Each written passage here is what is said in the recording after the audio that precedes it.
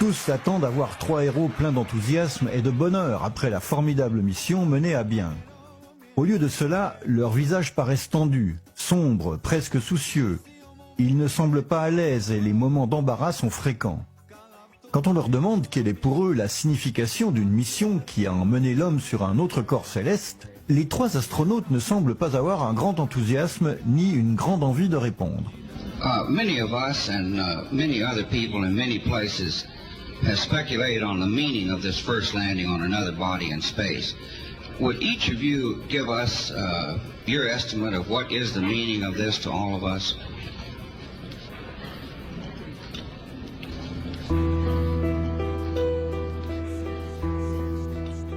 Et quand Armstrong décrit leur aventure comme le début d'une nouvelle ère, il ressemble davantage à quelqu'un obligé de réciter un texte qu'à une personne convaincue de ce qu'elle dit. The entire program, it's a beginning of a new age.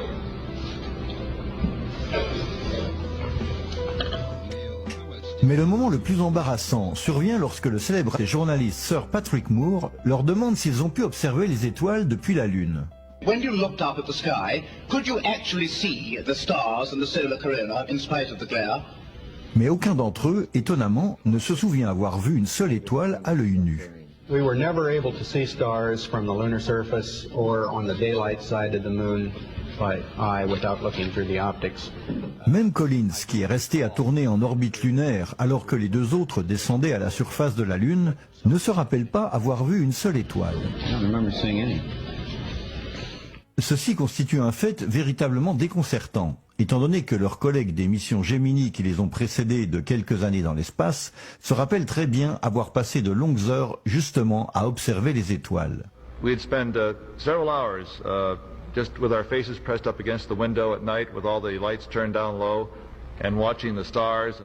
Les astronautes des missions de la navette spatiale comme James Reilly racontent eux aussi avoir vu littéralement des millions d'étoiles briller dans le cosmos. What are the stars like in space? Like, are they just brighter than on Earth, or how would you describe it? They're brighter, but they're different. And a lot of things different about one. You don't have the atmospheric distortion, so they don't twinkle, right? So you see lots of points, and you see lots of points, and that literally millions of them. On se demande bien où sont réellement allés ces astronautes durant ces 8 jours qu'ont duré leur mission, s'ils ne se souviennent pas avoir vu une seule étoile. Un autre fait surprenant est que les 3 astronautes d'Apollo 11, au lieu de poursuivre une belle carrière ascendante au sein de la NASA, ont soudain décidé, au retour de leur mission triomphale, de quitter l'agence spatiale. À peine un an après leur mission, avec un programme Apollo encore pleinement actif, tous 3 démissionnent de la NASA. Armstrong disparaît littéralement de la scène, part vivre à la campagne et décide de ne plus donner d'interview, devenant alors timide et inapprochable. Et lorsque la NASA célèbre la fin du programme Apollo, qui en l'espace de 3 ans a emmené 12 hommes sur la Lune, Neil Armstrong, le plus important de tous, refuse de participer à la cérémonie. À son tour, Buzz Aldrin tombe dans une période de profonde dépression qui le porte, comme il le raconte lui-même, à l'abus de drogue et d'alcool. I thrived on addictive substances, alcoholism, and clearly that began to predominate in my unstructured life. En 1973, il apparaît sur une photo dans Paris Match, décidément changé dans son aspect. Aldrin déclare même au magazine français « On nous croit des héros, mais la Lune nous a brisés ».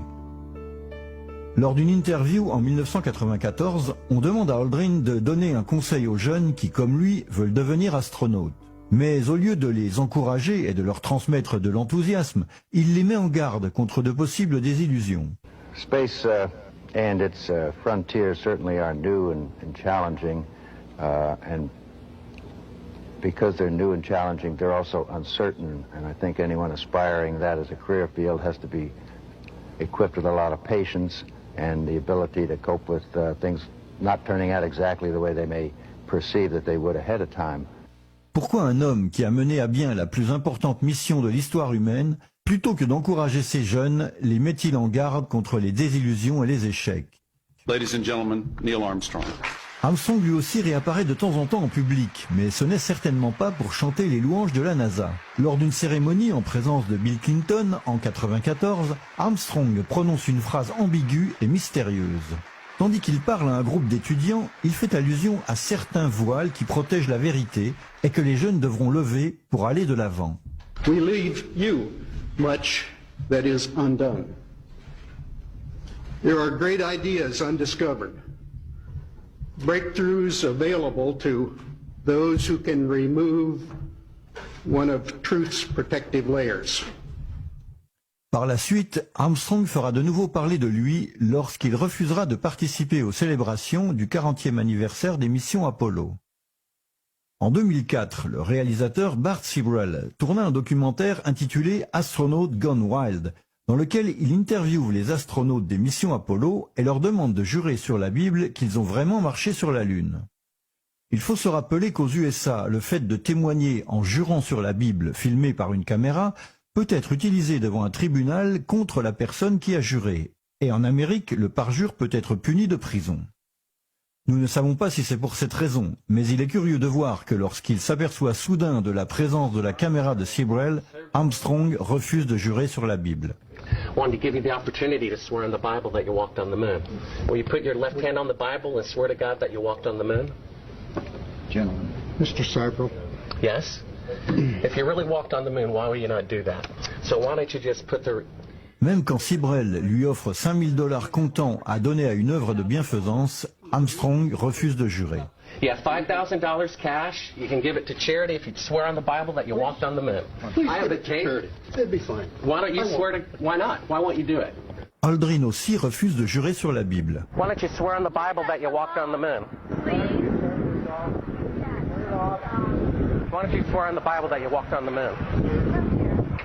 Why don't you swear on the Bible that you walked... Sibrel continue d'insister et en arrive même à l'insulter, tant et si bien qu'Aldrin lui décoche un coup de poing au visage. Mais finalement, Buzz Aldrin, tout comme Armstrong, a refusé de jurer. Michael Collins, lui aussi, le 3e astronaute d'Apollo 11, refuse de jurer et s'enfuit même devant Sibrel comme s'il était le diable en personne. Asking you to swear on the Bible that you orbited the moon. Would you please go away? Well, if you really orbited the moon, why won't you swear in the Bible that you did so? I just don't understand why if you orbited the moon, you wouldn't have a problem about swearing to the Bible on it. Sibrel n'est évidemment pas un personnage qui se présente de manière amicale. Mais si l'un d'eux est effectivement allé sur la Lune, alors pourquoi ne pas jurer ? Il aurait suffi d'allonger la main sur la Bible et de dire « Je le jure » pour se débarrasser une bonne fois pour toutes de ce personnage encombrant. En outre, Armstrong aurait même pu donner $5 000 à une œuvre avec ce geste. Mais aucun des 3 astronautes n'a voulu le faire. Pourquoi ?